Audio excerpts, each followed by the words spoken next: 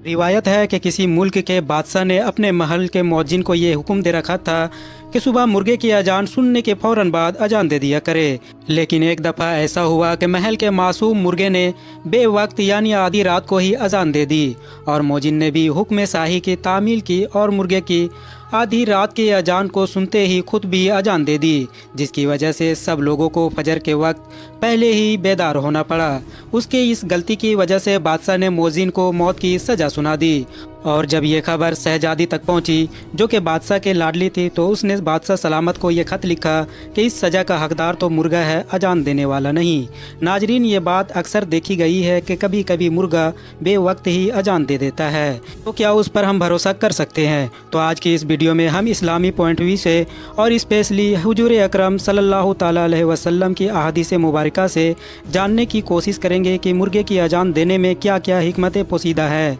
मोहतरम नाजरीन, वीडियो शुरू करने से पहले मेरी आपसे एक छोटी सी इल्तिजा है कि अगर आप चैनल पर पहली बार आए हैं तो चैनल को ज़रूर सब्सक्राइब कर दीजिएगा और साथ में बेल आइकन को दबा दीजिएगा ताकि इसी तरह के नई नई लेटेस्ट वीडियो आप तक पहुंचती रहे। मोहतरम नाजरीन, एक मरतबा बाबुल इल्म हजरत अली रदियल्लाहु ताला अन्हु से एक शख्स ने सवाल किया।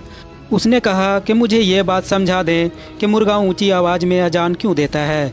ये सुनकर हजरत अली रदियल्लाहु ताला अन्हु ने इरशाद फरमाया, ऐ शख्स, तू जान ले कि ये कायनात और इसमें कायम ये ज़मीन हम इंसानों के पैदाइश से लाखों साल पहले भी आबाद थी और यहाँ जिन्नात रहा करते थे। जब अल्लाह ताला ने चाहा कि ज़मीन पर हजरत आदम अलैहिस्सलाम को उतारे तो उस वक्त इन जिन्नातों को हुक्म दिया गया कि तुम सिर्फ अब रात तक ही रहो, यानी रात तक महदूद हो जाओ। और उस वक्त ये मुर्गा जो परिंदे की शक्ल में फिजा में उड़ता रहता था, इसको उड़ने की ताकत कम कर दी गई और इसकी आवाज़ को मजीद बुलंद कर दिया गया और इसको ये जिम्मेदारी सौंपी गई कि ये रात को ख़त्म होने पर और सुबह के करीब होने पर यह अजान देकर न सिर्फ इंसानों को अल्लाह की इबादत की तरफ राबित करे बल्कि जिन्नात को ये भी खबरदार कर दे कि सुबह हो चुकी है और अब उनका वक्त ख़त्म हो चुका है, अब ये तमाम के तमाम जिन्नात पर्दे में चले जाएँ। मोहतरम सामीन, हजरत अली ने उस शख्स को जवाब देते हुए मजीद फरमाया कि अल्लाह की ये वह मखलूक है कि जिसे अल्लाह ने जिन्नातों फरिश्तों को देखने की सलाहियत से नवाजा है,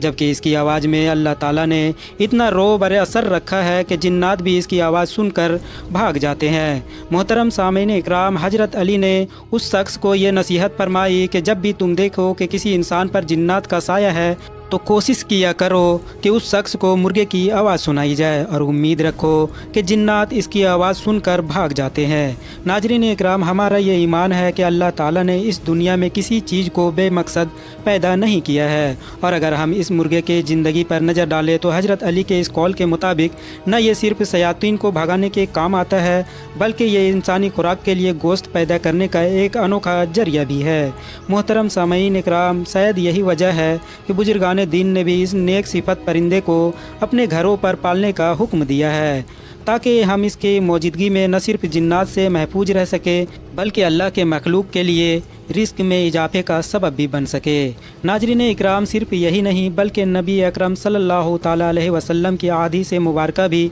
इसकी अहमियत को बयान करती है। मिसाल के तौर पर हुजूर अकरम सल्लल्लाहु ताला अलैहि वसल्लम का इरशाद है कि जब मुर्गे की आवाज़ सुनो अल्लाह से उसकी फजल का सवाल करो, क्योंकि मुर्गा फरिश्तों को देखकर अजान देता है, और जब गधे की आवाज़ सुनो तो अल्लाह से पनाह मांगो क्योंकि वो शयातीन को देखकर अपनी आवाज़ बुलंद करता है। और एक जगह और इरशाद फरमाया कि सबसे बुरी आवाज़ गधे की है। उम्मीद करता हूँ इस टॉपिक से रिलेटेड आप लोगों को सब कुछ समझ आ गया होगा। वीडियो पसंद आने पर न सिर्फ वीडियो को लाइक करें बल्कि अपने फ्रेंड्स के साथ भी ज़रूर शेयर करें और इसी तरह के नॉलेजेबल वीडियोज़ हमेशा देखने के लिए हमारे इस चैनल को सब्सक्राइब करने के साथ साथ बेल आइकन को ज़रूर प्रेस करें।